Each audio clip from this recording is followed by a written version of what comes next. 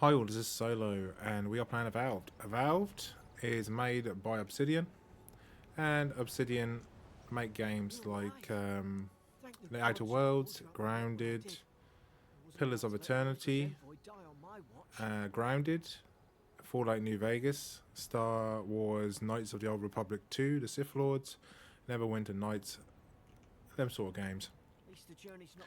Disclaimer, I have played Avowed for quite a while now, but I've made a new save, and I've done this save so I don't spoil it for anyone who's starting this game up now.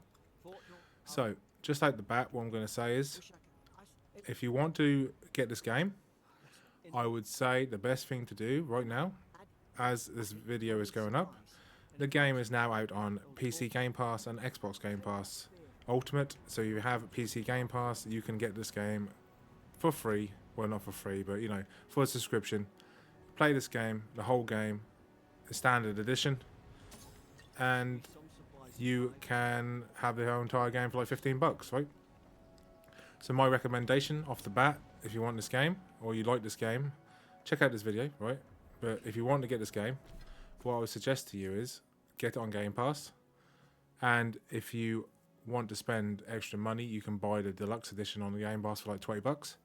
If you want to upgrade your edition, up to you, but that's what I would suggest, rather than spending the whole entire. I don't know how much they charge. How much they charge on Steam? I think it's something like 60 bucks for the standard edition and 80 bucks for the premium edition. You can get this on Game Pass for 15 bucks, and you can pay an extra 20 bucks to get a deluxe edition if you want to. Honestly, I would recommend you just get it on Game Pass. Right. Saying that, I recommend you do everything on Game Pass, to be fair. What we got? We got some abilities. So yeah, so Avowed is similar to Fallout New Vegas. It's similar to the Outer Worlds. Outer Worlds is probably the better comparison to make it. You have your fighter class, ranger class, wizard class, and your godlike abilities. And you will unlock these as you go. It's a very simple skill tree. Unfortunately, it's not like Pillars of Eternity. You don't have nowhere near as much complexity, but you have abilities, and then you have character attributes as well. These stats all increase as you go up, and you can reset them for a set amount of gold.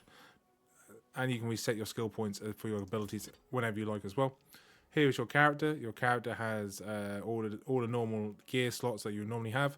You also have 2 different slots for weapons, so you can rotate your weapons. So if you want to rotate your weapons to, I don't know, let's say an archer class to a spear class, you can. And you also have your journal, which is your quest line. You have all your documents and your tutorial stuff as well. You have your map. So this isn't your main map. This is your tutorial, like the tutorial map. This is on one big area. And if you actually go out, this is the whole map, all right? This is the big map. You are in a city, and you come out the city, and I'll show you that in a little while, but you come out the city and this will be the entire map. You've got a big old area. There's a lot to do in this game. I'm about 20 hours in on my other save, but for this review, or this first look review, I will be just going through the start and tutorial because I do not want to spoil it for anyone that is going to play the game, right? So, performance-wise, this runs extremely quite well. It's actually had a 5 GB update patch on day 1 just to line out some of the bugs. So if you got the pre-order edition, or you pre-ordered it and got deluxe edition to play early, you will have to download a patch. There should be a patch going out either for Steam and Xbox Game Pass, and it will fix some of the bugs. So if you haven't done that yet, make sure you do that. If you are watching this, you've already got the game. If you haven't already got the game, you are watching this first time, welcome. Hit a like and subscribe button, it helps me out a lot. And this will just be, like I said, covering the first half an hour and just getting through just the introduction of the game, and also just see if you like it, right? So there's first person as well, as long as there's also third person. So if you don't have to do first person, you can do third person as well. First person is quite good as well. Let's go third person for now. I'll just show you. So you have your light attack, which is your normal stab. You double tap dodge, or double tap jump. Double tap jump in a direction to do dodge. You have a stamina bar that goes down and up like so. And you also have a charge attack. So if you hold down the normal attack button, it does a charge attack or a charged up heavy. They call it a heavy attack. It's basically just a charged light attack, right? You just hold a button down. And they're your two main attacks for now. You also have block. You can block with a shield or you can block with your normal weapon, depending on what weapon you got. Each weapon has different attributes. So you have the light weapons, which are like the single-handed weapons, like spear, axe, sword, daggers. And you have magic. So you have magic books. You have magic wands. I think you have scepters as well, but that's like a spell. You have multiple different spells. You have different elements. You have fire, ice, lightning, wind, and you have also godlike abilities as well. And you have different tiers of them from 1 to like, I think it's 1 till, if I go to the wizard class, I'll show you, it'll be easier. So you have darkness, which are magic missiles. You have buff magic.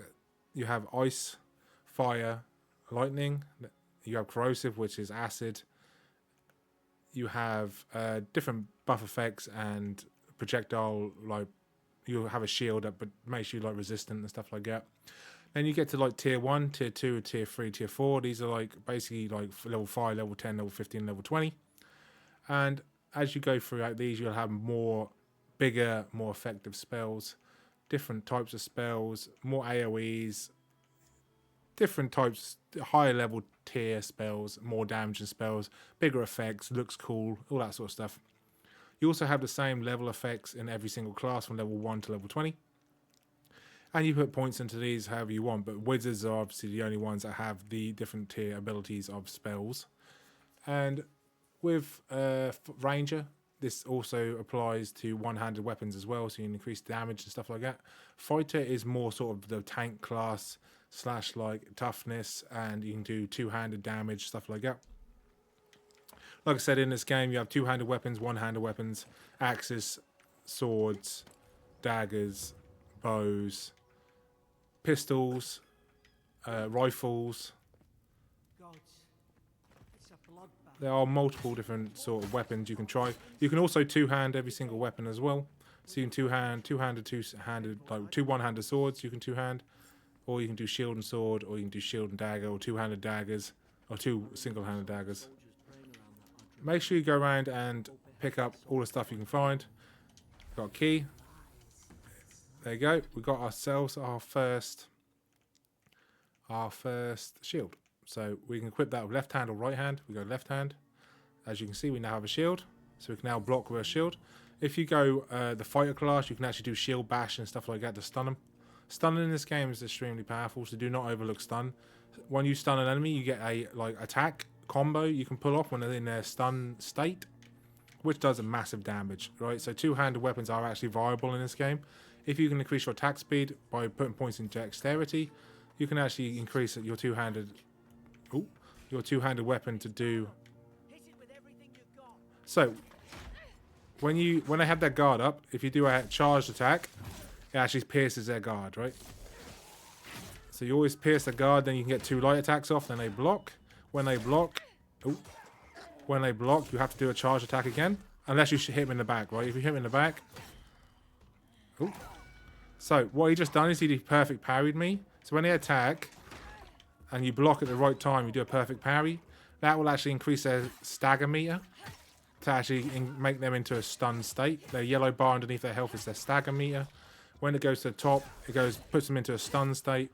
And then once you get them into a stun state, you can do that like stun attack or ultimate attack. It does a ton of damage to the enemy as well. Really good against bosses. And if you have two-handed weapons, it increases your stun rate or your stagger rate of the enemy. And there you go. Some people like third person. I don't actually mind third person. It's actually quite good. And you can see your armor and everything you got on as well, which is really, really cool. And in this game, you are rewarded for exploring, like, a lot. So there's a lot of stuff in hidden areas.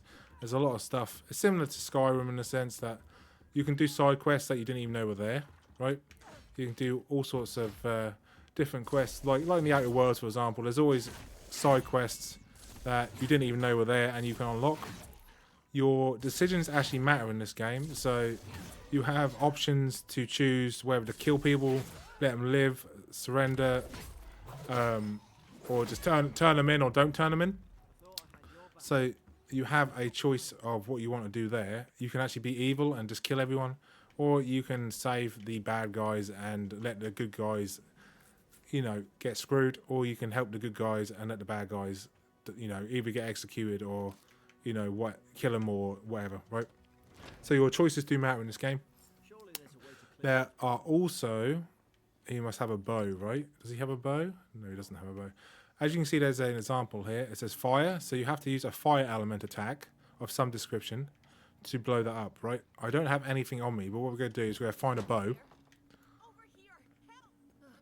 So we have a choice. We can either save her or not save her, right? So you have a choice. Your choice does matter here. I think you do have to save her in the end, but I don't want to. Save her, right? So what we're going to do is going to try and not save her this time because I saved her last time. So can be that bad. No. So what we want to do is we want to try and not save her. You can save her, but I don't want to, right? So turn on each other, blah blah blah blah. You can. This is all voice acted, by the way. Everything's voice acted. And I'm just skipping it because I've already done this already, right? So I don't want to help her out. But it looks like I have to help her out. I thought you didn't have to help her out on this decision. No, I don't want... Let's go find a key. Yeah, I'm going to leave her in here. I'm going to leave her in here. Yep. There we go. So, last time I actually helped her, I said I was going to get the key for her. This time I'm not going to get a key for her.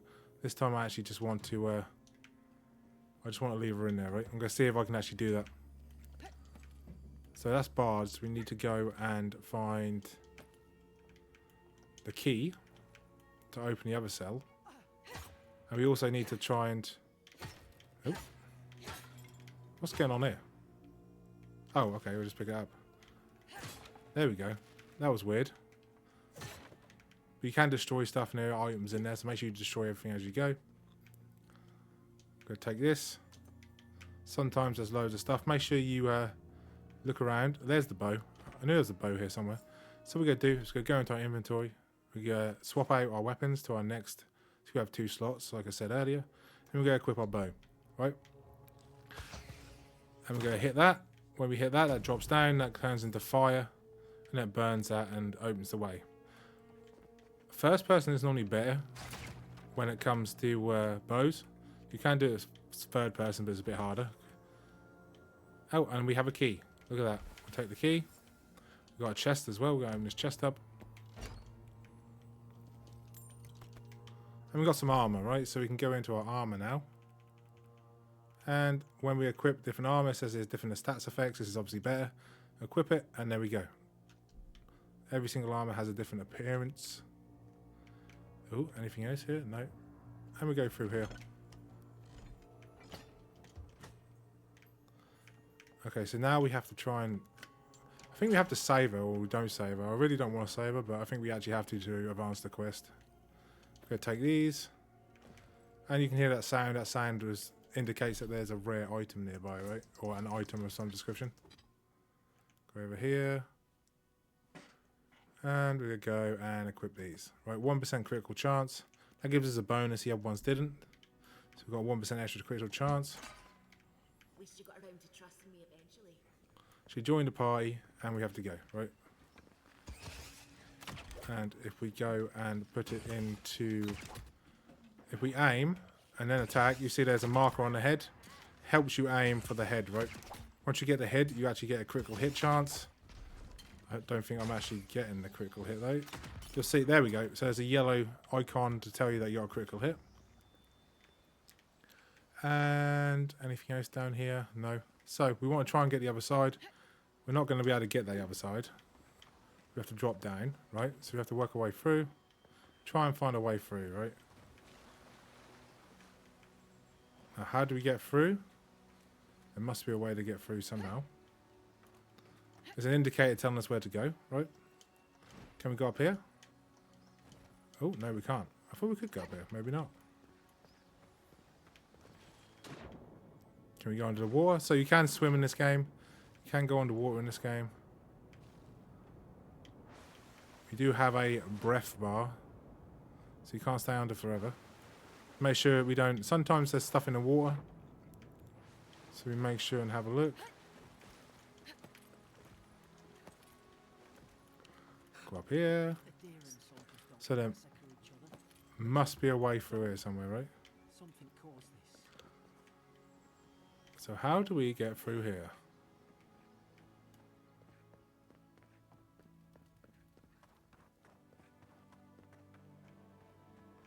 Ooh. There must be a way. Ah, there we are. So we got to climb over there, you see? So we go through... We go through here, we jump up here, jump up here. There we go, we're going around now. So there are always places, and there's no, sometimes there's more than one way to get through a place as well.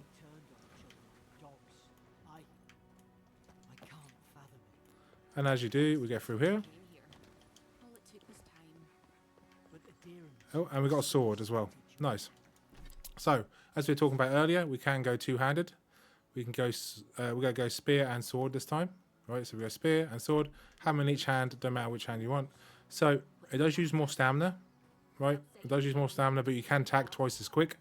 Because you can actually use both attacks. Like, you can do one attack at once, and then the other attack, and you can attack twice as quick. And you can also, like, almost stun lock by hitting them.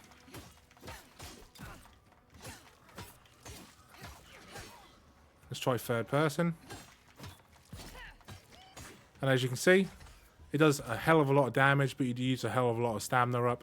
And you basically sacrifice your defense because you don't have no shield anymore. And you can't actually block either. You can block with one weapon, you can't block with two. Which is kind of annoying, right? You think you'd be able to just block by using two weapons, but you can't. So you lose all block, you lose all defense, but you go full attack. And you use more stamina up, right? Crap. Make sure you heal yourself as well. Got potions on the D-pad. This is obviously on controller, but you can use mouse and keyboard as well.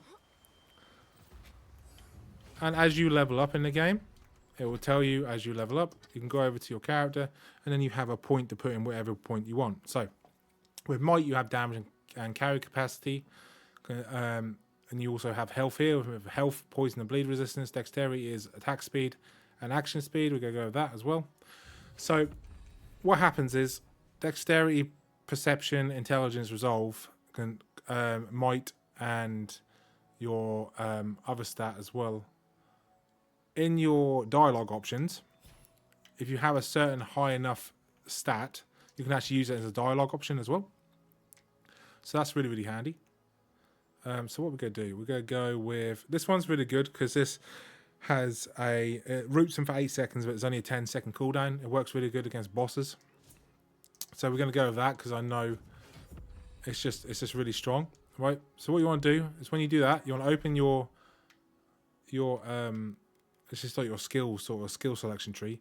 Select an ability, and then you can bind it to whatever ability you want, right? So we're going to put right on the D-pad. We're going to go right on the D-pad. Select that as well, and you can also bind some of these as well. These are like food and stuff.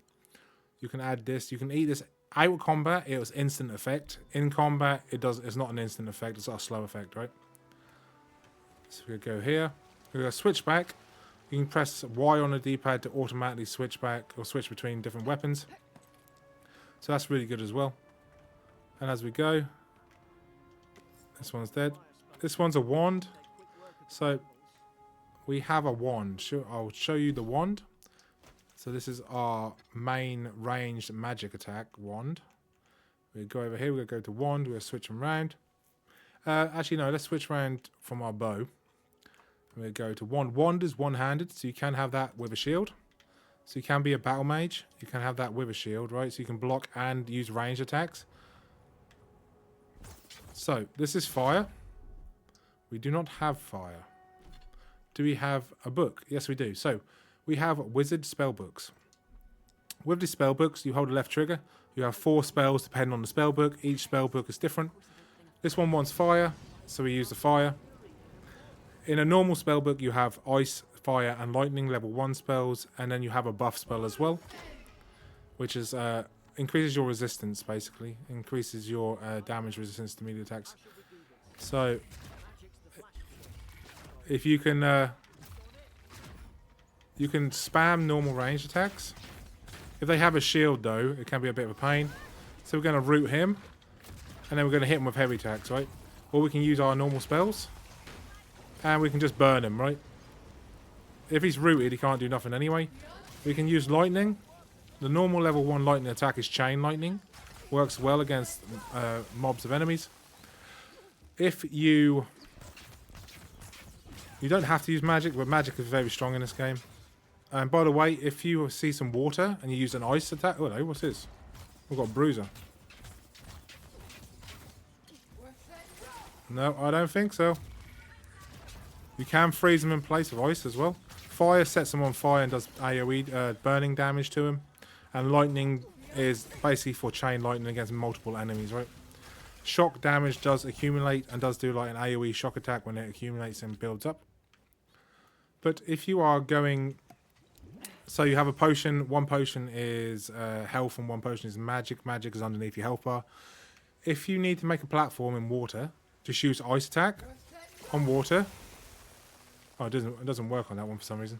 But sometimes it will make you a platform of ice, and you can stand on a platform of ice to get over different areas, right? Ranged is very strong in this game. Hello. Do I go through there? Or do I go this way?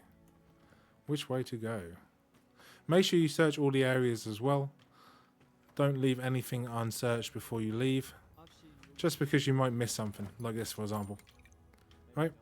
Make sure you search around. Make sure you got everything. Some kind of people who came here long ago. And what I'm going to do is I am going to switch back to my bow. Because I like the bow better. Right, so once you've done that, go back to where you were just now, and we'll progress through. There we go. You don't take any damage by falling into water, so you're fine, don't matter what height it is. And now we're going to face our first tutorial boss. You skip the dialogue. You can listen to dialogue when you download it on the Gamepass yourself. I'm going to go through it. Alright, and then we're going to root him. He uses a two-handed hammer. You don't want to get hit by it because it's a pain in the ass. It does a lot of damage. There we go. Ooh. Make sure we dodge him. Normally he does 3 attacks. But if you are a ranged class, you shouldn't have much problem with him. Best thing to do is root him. That's a nice 8-second root. Let's spam some attacks at his head. It's only got a 10-second cooldown as well, by the way. But the cooldown does not activate until the root is finished. Right? As you can see, his yellow bar is going up. It's nearly there. There we go. Oh, ow, he got me then. There we go. Now we're going to hit him with a yellow attack. There we go, lovely. Now we're going to root him. As you can see, with range attacks, the first boss isn't too bad. I actually tried to fight him with melee and died about 5 times. There's difficulties in this game, so when you start the game, you can go easy, normal, hard, and super hard, I think it is. And this is on normal. So we just got the two-handed heavy mace. It uses 2 hand slots, but it increases massively for stun damage. It's very good at stunning enemies and getting that stagger bar up to the top, right? We go here. We just got one-handed axe as well. One-handed axe is sort of in between sword and club or mace in terms of damage. Stagger is sort of medium as well. But the best thing, if you want pure stagger, you want to go two-handed mace. And if you want damage, you want to go either sword or daggers, right? Depending on what sort of build you want. If you go crit build, daggers are really good. Thank the gods it's still here. Alright, we're just going to skip this dialogue. You can obviously do this as you go. You can go through it all as well. And we're going to go to our first town. So, That was the introduction. That was the tutorial of the Avowed, right? It's very much, like I said, like the Outer Worlds, Fallout New Vegas style. It's very much that sort of RPG style, first and third person, which is very nice. If anyone asks, you never met me. And you can go, and if you want to talk to these characters as well, you have your own dialogue options. And like I said, you can make sure you talk to everyone in the city, because there's optional quests you will not get unless you actually talk to them, right? And you won't even know there are quests unless you talk to them. So make sure you go around and talk to everyone. Explore. There's loads of stuff in the city to explore. And it will tell you what you can do in terms of story-wise. And it will also tell you, you can explore the entire area. You don't need to do a story to get there. You can literally go everywhere and anywhere you want to. And this is your first companion. So this is your first companion. He is basically a bruiser. He is like the tank. He has sword and shield. He's not too bad. He's pretty good, right? He's pretty good first companion. These are your checkpoints. These are your quick travel checkpoints on the map. And these are fast travel checkpoints, right? So you go on the map. As you can see, this is your first map. This is like the tutorial, the first area. You do eventually go out of this area to... Basically, you're in this city here. Oh, you're in this city here. And you eventually go out the city. From the city, you'll go out the city and then explore the rest of the world, right? But this city, this whole map here, is just that one little city. So you've got 5 or 6 of these style areas, or this size areas, I suppose, throughout the entire game. So realistically, you've probably got 40 to 60 hours of gameplay in this game, I would say, roughly. And yeah, for a Game Pass game, for what is it, $15 a month or whatever you're going to pay on Game Pass, you play this for a couple of weeks. I think you complete it in a couple of weeks if you're playing casually. Or if you're playing hardcore, you probably do it in a week, right? You have all different currencies, all different stores. You can talk to them and they'll offer you quests. Some of them will offer you quests, some of them won't. But as you go through the game, you can open up other dialogue options. And you'll go through, and some of these people will actually give you different things, different items, and ask you to do stuff for them as well, which you didn't actually do at the start, right? So these will sell like there's different qualities of weapons, from common to fine to I think it's rare, then it's unique. So there's 4 different types, and you can also buy like treasure maps and stuff like that from the vendors here as well. That will tell you whereabouts things are, and you can also buy lockpicks. Make sure you buy all the lockpicks you can, because as you go throughout the game, you will find hidden chests and stuff that needs lockpicks. These are uniques. You will find unique gloves. They will be highlighted in yellow as a symbol, as you see over here. And these will have different abilities added on. So you have an item bonus, then you have the unique bonus. Unique bonus is deal power attacks, deal 5% extra fire damage bonus. This works well again with other items that stack as well. And yeah, once you get a couple of uniques, you can actually stack on top of them as well. This is the rifle. So it's basically like a handgun. It's like a slower bow, basically. It does a bit more damage, but it takes a bit more time to reload. And you have a 2-handed hammer here, so they do extra damage. And obviously, they cost quite a lot of money if you want to buy them as well, right? Based on their rarity, you can buy them from the shop, or you can upgrade as well by salvaging different items. You see she has a quest icon above her. Once you go over to her, she'll ask you to do a quest for her. And you can either accept it or deny it, it's up to you. But you'll have plenty of people like this throughout different towns, throughout different areas that you can go and help or not help. And throughout the quest lines themselves, you can actually choose to help them or sort of betray them and help the other people if you want to as well. But there are consequences and bonus and negatives to whatever decision you make. So make sure whatever decision you make, you save beforehand. And if you don't like the decision, you can then reload and choose the other decision. So just make sure you save before you do that. Next up, right, I won't go too much further now into this sort of induction to Avowed and my sort of first thoughts of the game. This is my overview of the game, right? So before we actually get into the overview, I'll just do one more thing. These things over here, these are like camp crystals. You go over to here and you go into a camp. Once you go into this camp, set up a camp. These are like checkpoints as well. You can fast travel to these as well. you set up camp, you go to a camp, you can talk to your companions, like Baldur's Gate 3, you can go into like an area here as such, and you can talk to your companions and advance their stories. Their storylines and stuff don't really affect them that much. There's not much, it's not like Baldur's Gate 3 in a sense that your decision matters. They're not that good, right? They're not that advanced compared to Baldur's Gate 3. So everything you want to store in here, you can just store.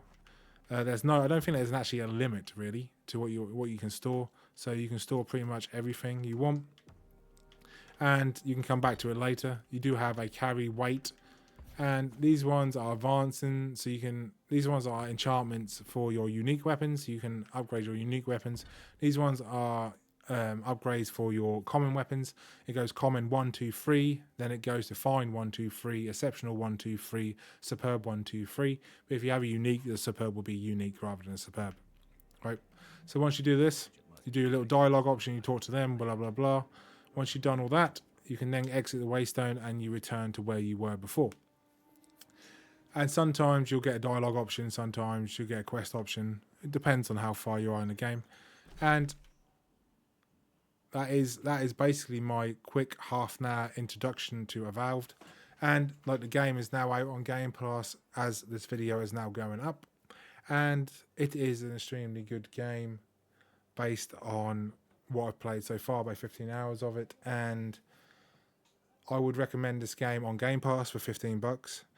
I would not recommend this game for $50 or $60 if you can get it for 15 on Game Pass, right? It's just that easy. It's just that simple.